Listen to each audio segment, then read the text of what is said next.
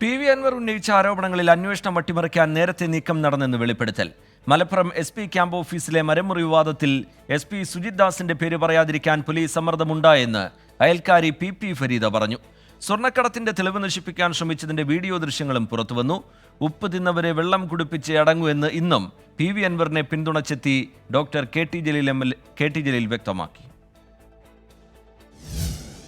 Malappuram SP camp ഓഫീസിലെ മരമുറിക്കൽ ആരോപണം ഉന്നയിച്ചാണ് രാഷ്ട്രീയ കേരളത്തെ ഞെട്ടിച്ച വിവാദങ്ങൾക്ക് P.V. അൻവർ തിരികൊളുത്തിയത്. സുജിത് ദാസ് മലപ്പുറം SP ആയിരുന്ന കാലത്താണ് മരം മുറിച്ചതെന്നാണ് P.V. അൻവറിന്റെ ആരോപണം. MLAയുമായുള്ള വിവാദ സംഭാഷണത്തിന്റെ പേരിൽ പത്തനംതിട്ടയിൽ നിന്ന് സുജിത് ദാസിനെ സ്ഥലം മാറ്റി. മരമുറി ആരോപണം DGPയുടെ നേതൃത്വത്തിലുള്ള അന്വേഷണ സംഘത്തിന്റെ പരിഗണനയിലുമാണ്.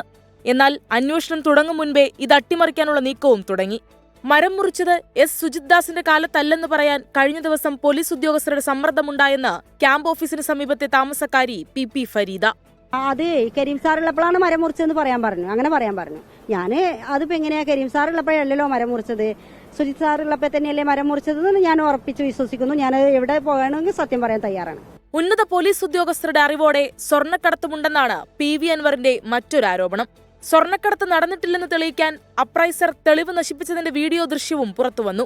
സ്വർണ്ണക്കടത്ത് നടന്നില്ലെന്ന അപ്രൈസർ NV ഉണ്ണികൃഷ്ണന്റെ വാദമാണ് ഇതോടെ പൊളിയുന്നത്. അന്വേഷണം വഴിമാറ്റാൻ ശ്രമിച്ചാൽ ഇടപെടുമെന്ന മുന്നറിയിപ്പാണ് CPIM സംസ്ഥാന സെക്രട്ടറിയെ കണ്ട ശേഷം P.V. അൻവറിന്റേത്. P.V. അൻവറിനെ പിന്തുണച്ച് ഇന്നും ഫേസ്ബുക്ക് പോസ്റ്റുമായി KT ജലീൽ രംഗത്തെത്തി. ഉപ്പു തിന്നവരെ വെള്ളം കുടിപ്പിച്ച് അടങ്ങുമെന്നും വഞ്ചകരും അഴിമതിക്കാരുമായ IPS ഏമാന്മാർ കുടുങ്ങുമെന്നുമാണ് KT ജലീലിന്റെ പോസ്റ്റ്. 24 കോഴിക്കോട്.